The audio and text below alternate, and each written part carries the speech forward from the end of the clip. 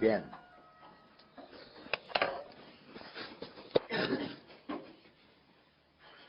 Vamos a continuar con este tema de la justicia. Para nosotros es muy importante entender bien el tema de la justicia porque por la naturaleza de la Iglesia nos movemos siempre en la vida comunitaria, y no solo en la vida comunitaria de la Iglesia, sino en la vida comunitaria en general, de la sociedad en general, porque estamos justamente para influir en la sociedad, o para ayudar a la sociedad. En este tema mismo de la justicia, la descripción clásica que se da es dar a cada uno aquello que le corresponde, ¿verdad? En virtud de la razón. Claro, es el primer artículo. Ese es. Entonces, alguna vez analizando esto con un profesor de esta tendencia un poquito más o menos liberal, estaba viendo ética social y decía, este término o esta definición de justicia parece injusto. Él decía porque parecía injusto. Decía, al rey se le debe dar por su estado de rey lo que le corresponde. Entonces, por razón tendría más. Estaba hablando un poco de justicia distributiva o algo así. Sí. En cambio, aquel pobre que no tiene, le corresponde menos. Solo por su dignidad o su estado de pobre le corresponde menos. Sí. Y el príncipe o el rey le corresponde todo porque ya por mérito, o si puede ser, ¿no? O algo así explicaba. Por ser rey le corresponde más que aquel que tiene menos. Entonces, bueno, usted diría, esto parece injusto. Y ahí queda bueno, pero eso no, en primer lugar, no se deriva de la definición. Y en segundo lugar, hay que aplicarlo según la virtud de la prudencia. Una cosa es la Edad Media y otra cosa es la época contemporánea. Y Santo Tomás mismo lo dice ahí. Más adelante lo veremos. Una cosa es el modo de gobierno monárquico, otra cosa es el modo de gobierno oligárquico y otra cosa es el modo de gobierno democrático. Entonces, en cada forma de gobierno hay un modo de aplicar la justicia y especialmente la justicia distributiva. O sea, la justicia distributiva no significa necesariamente que hay que elegir un rey y que hay que hacerle un palacio como en Versalles, ¿no? Sí.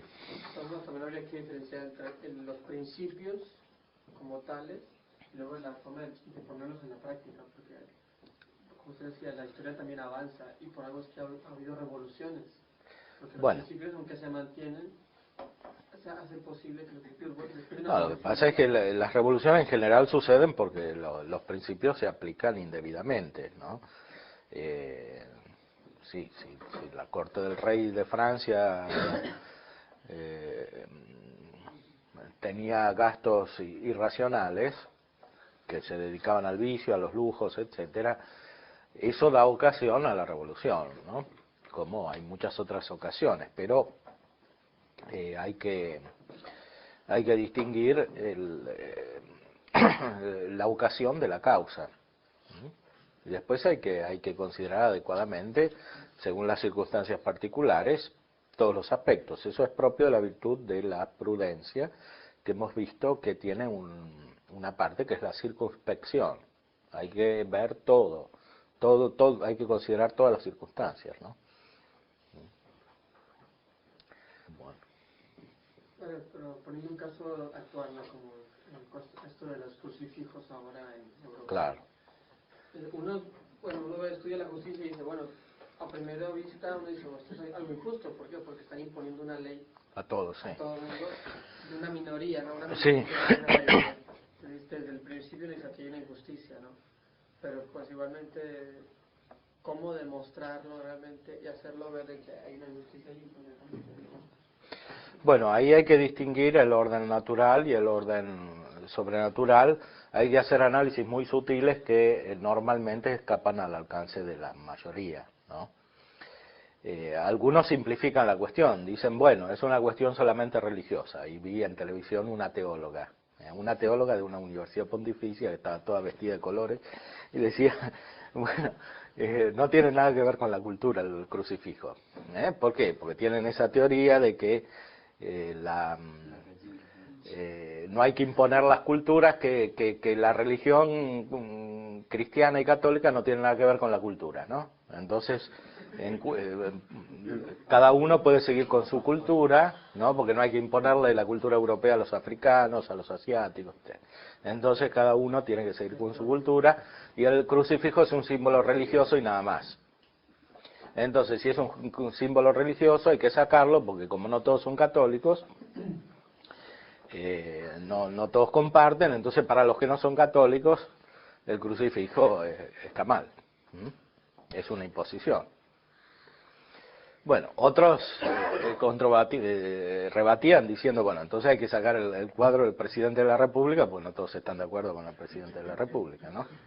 Bueno, pero otros simplifican para el otro lado, dicen, es una cuestión solamente cultural. Entonces, como Italia es un país que funda sus raíces en la civilización cristiana, y el crucifijo significa la civilización cristiana, hay que dejar el crucifijo, pero no porque es un símbolo de Cristo que estableció la religión, sino porque es un símbolo del país. Porque el país es católico, hay iglesias por todos lados, hay pinturas, etcétera, entonces hay que dejar el crucifijo como algo cultural. Y lo mismo dicen para la enseñanza de la religión en las escuelas, ¿no? En las escuelas del Estado dicen, no, es una cuestión cultural, hay que enseñar la religión como un elemento de la cultura italiana. Ese es un problema que viene del hecho de distinguir, a veces inadecuadamente o exageradamente, el Estado de la Iglesia. ¿En qué sentido? Ahora se habla de la laicidad del Estado. Ahora, ¿qué quiere decir la laicidad del Estado? La laicidad del Estado quiere decir que el Estado está hecho por laicos y que los que mandan son los laicos, no los sacerdotes, ni los obispos, ni el Papa. Esa es la recta concepción. La concepción no recta es que el Estado no tiene nada que ver, no tiene que tener nada que ver con la religión. Esa concepción nunca estuvo de acuerdo con el magisterio, y ni siquiera la aceptó el Concilio Vaticano II, porque en esa declaración sobre la libertad religiosa, y dice que el Estado tiene deberes respecto de la verdadera religión.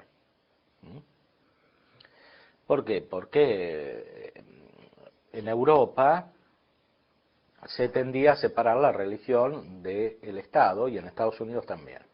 Primero en Estados Unidos, y por eso el Papa León XIII mandó una carta a los obispos de Estados Unidos para decirles no crean que esa situación es lo mejor, porque si la Iglesia estuviese favorecida por el Estado y el Estado reconociese la verdadera religión, las cosas serían mucho mejor. Y de hecho así, después la historia demostró eso, ¿no? Bueno. Y en los otros países lo mismo. Entonces no quiere decir que el Estado laico francés, por ejemplo, sea el ideal de la organización social, ni mucho menos. En ciertas circunstancias históricas no hay otra posibilidad. Por ejemplo, en países no católicos, en Arabia Saudita, es evidente que no se puede exigir una concepción católica del Estado, pues no hay católicos.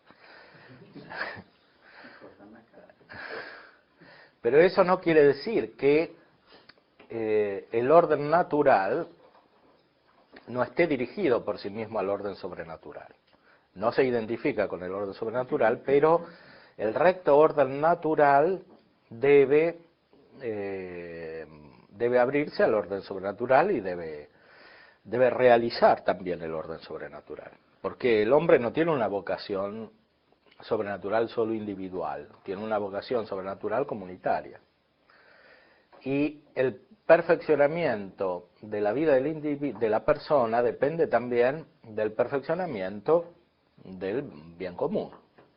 El bien común exige no solo que la religión sea tolerada o que sea aceptada libremente en medio de otras religiones, mientras no vaya contra el Estado, sino que exige que el Estado favorezca a la religión.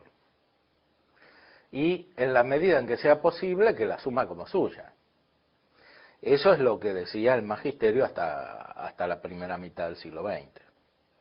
Sobre todo teniendo en consideración los estados católicos de Europa, que derivaban de la cristiandad de Europa, y de América Latina, donde estaba España, sobre todo, y Portugal en parte, que realizaban un Estado, que realizaban una concepción de Estado católico.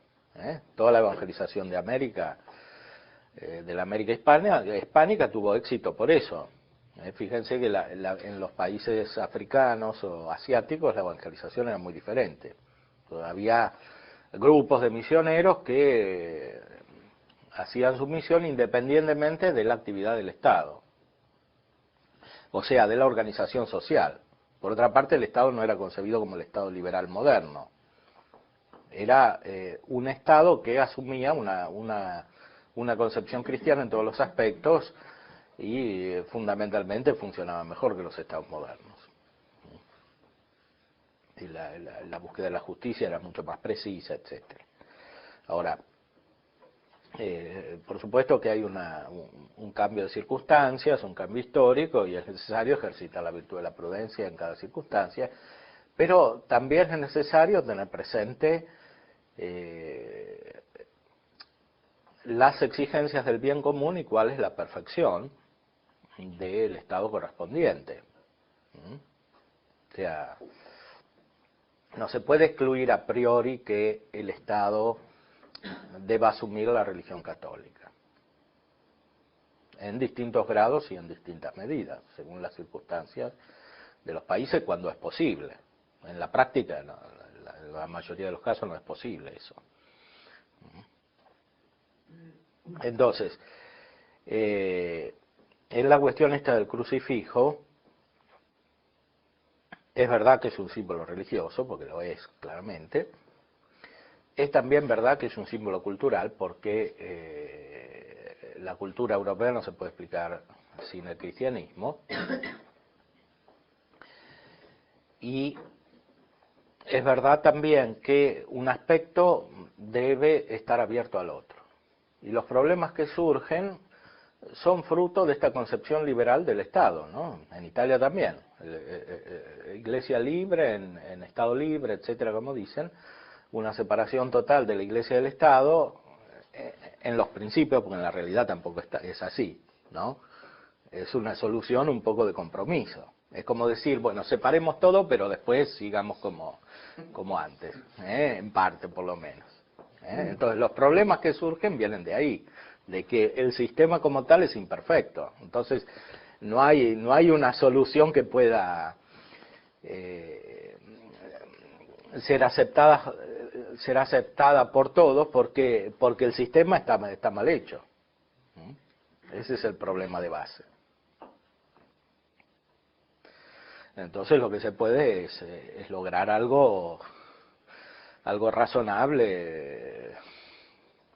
O sea, en principio la vía más practicable es esa cultural, ¿no? Es evidente que la religión cristiana pertenece a la cultura europea. Entonces, por ese lado es más fácil de sostener. Pero no quiere decir que ese camino esté exento de dificultades, porque la concepción de la relación entre el Estado y la Iglesia es imperfecta. Así como está formulado todo, no puede funcionar perfectamente. Es un reflejo de la sociedad que tampoco funciona perfectamente, por el hecho mismo de que ha perdido la fe en gran parte.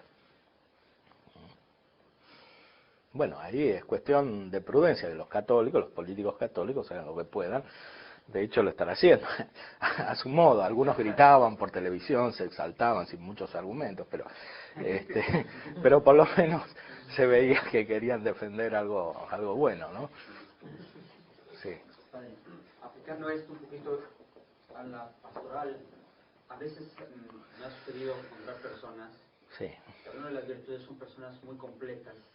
Personas que tienen una virtud, una vivencia de la virtud de la justicia, de la prudencia, de la templanza, de la fortaleza, pero que no se declaran religiosos, que tienen unas virtudes humanas. Después, muy completos, trabajadores, buenos, sí. Hombres de virtud humana. Sí. Pero después ya para hacerles ver que les falta algo, que es lo que la contemplación que hemos hecho nosotros con usted. Les cuesta mucho. ¿cómo hacerlo ver a estas personas cuando dicen, yo no necesito de Dios? Si existe bien, pero yo vivo mi vida aquí humanamente bien. Entonces uno... Bueno, humanamente bien habría que investigar más, porque una cosa es lo que se ve y otra cosa es lo que es en la realidad, ¿no?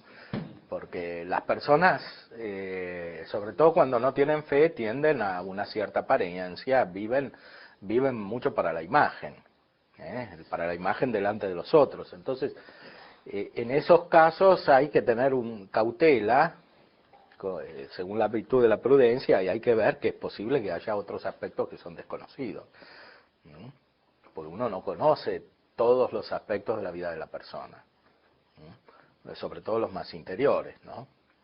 Entonces, como dice el Evangelio, puede haber personas que sean simuladoras, como los fariseos, que por afuera aparentan todo bien y que interiormente tienen disposiciones muy negativas, sobre todo en ciertos casos particulares, porque pueden ser personas muy justas en ciertos casos, corrientes, pero cuando hay ocasiones especiales, no son justas,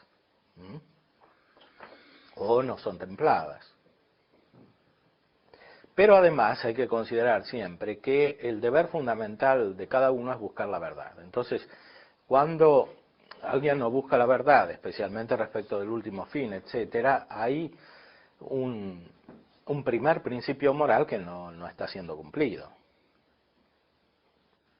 Y eso se comprueba a lo largo del tiempo. A veces es necesario que pase el tiempo. No solo para observar bien la vida de esas personas, sino también para que ellas cambien de actitud, porque cuando hay dificultades es donde aparece un desequilibrio o un sufrimiento que las hace reaccionar. Por eso el Evangelio está dirigido principalmente a los pobres, que no son solo los pobres materiales, sino los pobres, o sea, los pecadores. El Evangelio muchas veces lo acogen mejor los pecadores que los otros, que aparentemente no son pecadores, porque como el pecado produce un desequilibrio interno y por lo tanto un estado de sufrimiento, de tristeza, etcétera, trae acarreados males, muchas veces están mejor dispuestos para recibir la gracia. Pero a veces es cuestión de tiempo, simplemente.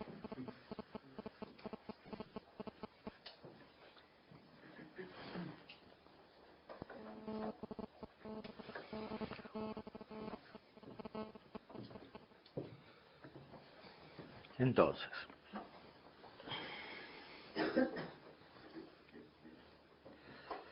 el artículo 7 trata acerca de si hay una justicia particular más allá de la justicia general.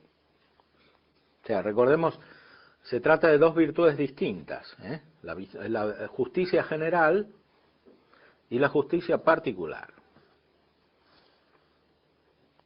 Como se dijo, la justicia legal no es esencialmente toda virtud, sino que es necesario que más allá de la justicia legal, que ordena al hombre inmediatamente el bien común, haya otras virtudes que inmediatamente ordenan al hombre acerca de los bienes particulares,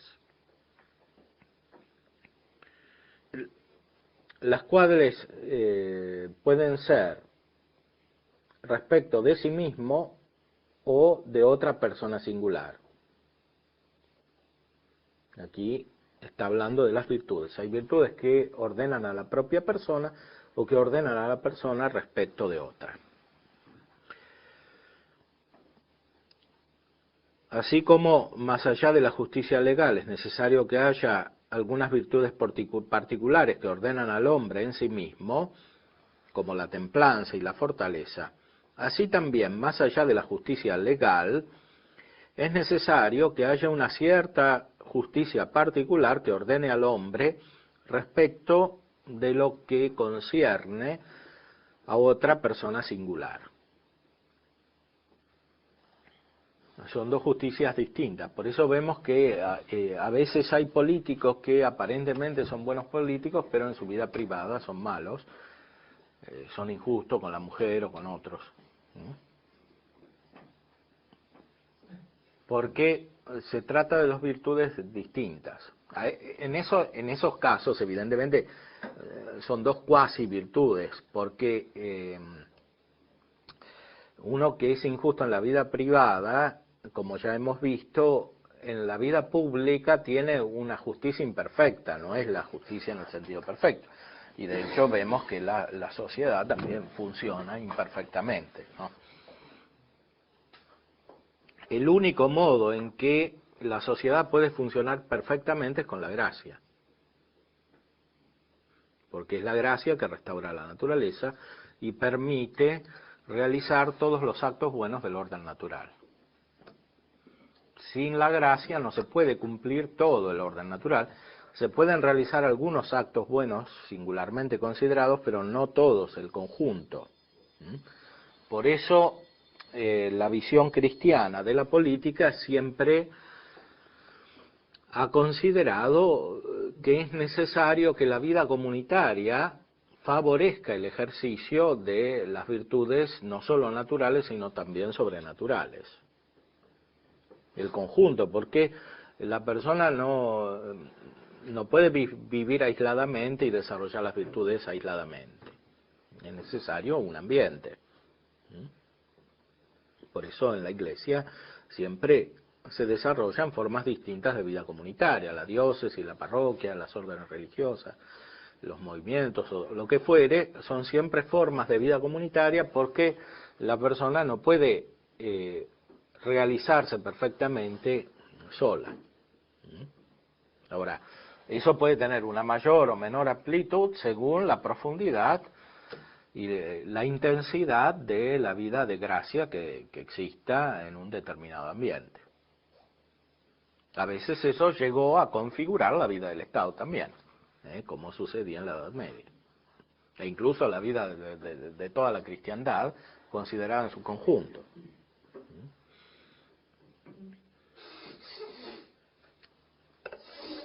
Evidentemente eso ahora es más difícil, pero no quiere decir que no haya que tener en cuenta el principio, es decir, que la vida virtuosa se desarrolla en la comunidad y requiere el bien común. Más aún se ordena el bien común. El bien común tiene distintos grados, ¿no?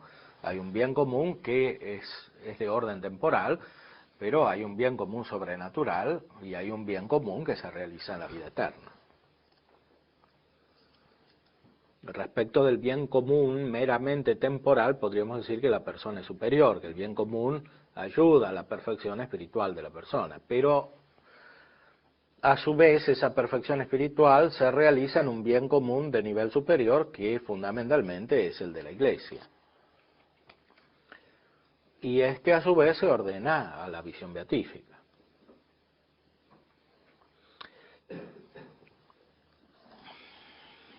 El artículo 8 se pregunta si la justicia particular tiene una materia especial. El filósofo, en el libro quinto de la Ética, dice que la justicia particular se refiere especialmente a las cosas que pertenecen a la comunicación de la vida.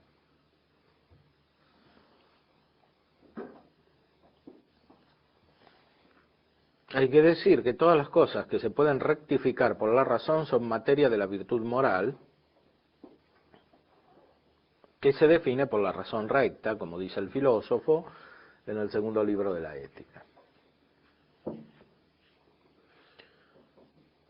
Por la razón se pueden rectificar las pasiones interiores del alma y también las acciones exteriores y las cosas exteriores que el hombre usa. Sin embargo, por las acciones exteriores y por las cosas exteriores, con las cuales los hombres pueden comunicar entre sí, se considera la ordenación de un hombre a otro. Según las pasiones interiores se considera la rectificación del hombre en sí mismo. Y por eso, dado que la justicia se ordena a otro, no se refiere a toda la materia de la virtud moral, sino solo a las acciones exteriores y a las cosas según una cierta razón especial del objeto. Es decir, según que por ellas un hombre se coordina con otro. Entonces, la justicia particular se realiza en la vida social en cuanto las personas comunican entre sí, están en relación.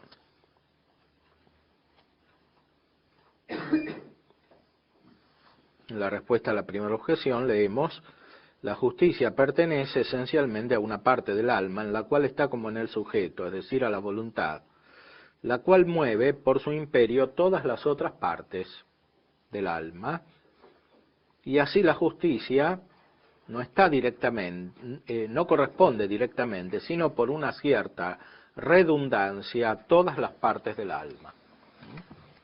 Entonces, la persona virtuosa es principalmente la persona justa.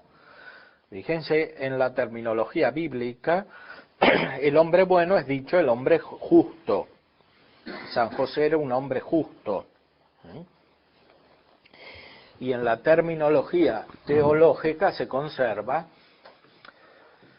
esta noción, por eso hablamos de justificación. El hombre que recibe la gracia es justificado. Que es justificado no quiere decir solamente que adquiere un nivel de perfección sobrenatural, sino que junto con este adquiere una justicia natural, porque el hombre que no tiene la gracia no es justo naturalmente, y por consiguiente no tiene las otras virtudes tampoco. El hombre justificado por la gracia es el hombre que se hace justo, porque recibe la gracia.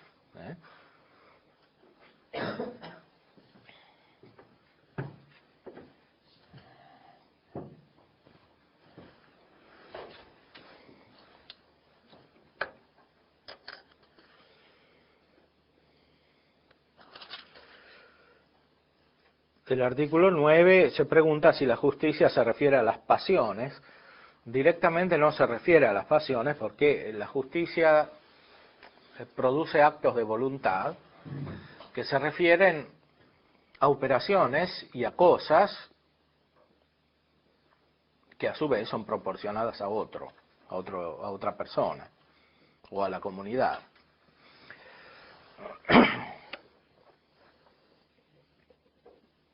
Por eso el filósofo en el libro quinto de la Ética dice que la justicia se refiere a las operaciones. Las operaciones humanas, en el sentido propio, proceden de la inteligencia y la voluntad. Hay que decir que la verdad de esta cuestión aparece en dos aspectos. Primero, a partir del mismo sujeto de la justicia, que es la voluntad, cuyos movimientos o actos no son las pasiones, como se dijo, sino que solamente el movimiento del apetito sensitivo, los movimientos del apetito sensitivo se llaman pasiones. Y por eso la justicia no se refiere a las pasiones como la templanza y la fortaleza, que pertenecen al apetito irascible y al concupiscible, que son respecto de las pasiones. La verdad de esta cuestión aparece también por parte de la materia, porque la justicia se refiere a lo que es para otro. En cambio, las pasiones interiores no se ordenan directamente a otro. Y por eso no hay justicia respecto de las pasiones. En sentido estricto, la templanza y la fortaleza ordenan la concupiscencia y la ira principalmente, o el temor, son pasiones. que se refieren a bienes sensitivos.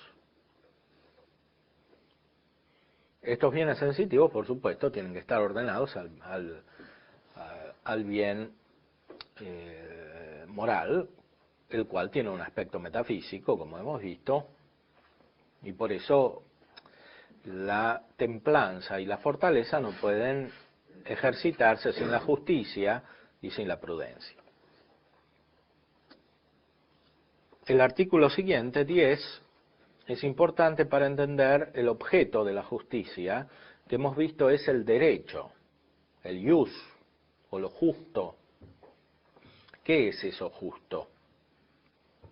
Lo justo es una operación y un estado de las cosas que se refiere a otra persona o a la comunidad.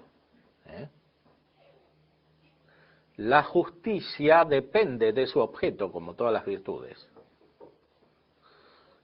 Y ese objeto lo conoce la razón. Ese objeto consiste en un medio, usando una analogía matemática. El filósofo, en el quinto libro de la Ética, asigna el medio de la justicia según una proporcionalidad aritmética, que es medio de la cosa. Como se vio, las otras virtudes morales consisten principalmente respecto de las pasiones, cuya rectificación no se considera sino según la comparación al mismo hombre, del cual son pasiones. Es decir, en cuanto quien se aira o desea, en modo concupiscible, lo hace según las diversas circunstancias. Y por eso, el medio de tales virtudes no se considera según la proporción de una cosa a la otra, sino solo según la comparación al mismo virtuoso. Y por eso, en ellas no hay medio, en ellas hay medio solo según la razón, para nosotros. Pero la materia de la justicia es la operación exterior, en cuanto que ella, o la cosa de la cual se usa, tiene una debida proporción a otra persona. Y por eso el medio de la justicia consiste en cierta proporción de igualianza, de igualdad de la cosa exterior a la persona exterior. Ahora, lo igual es realmente un medio entre lo mayor y lo menor, como se dice en el libro 10 de la Metafísica. Por eso la justicia tiene el medio de la cosa. Es un medio real. La justicia tiene por objeto un medio real. Y ese medio lo conoce solamente la razón.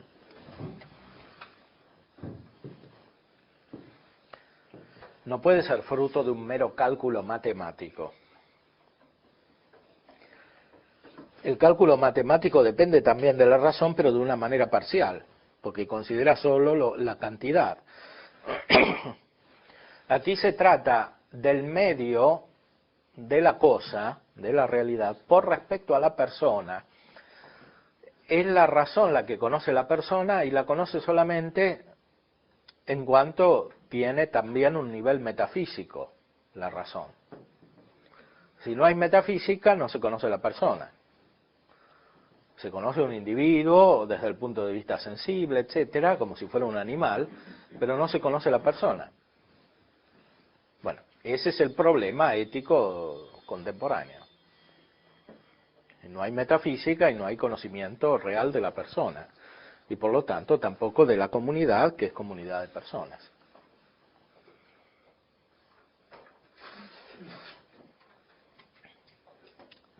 Muy bien, la próxima vez, que es el lunes, acuérdense, el lunes a las 3:30.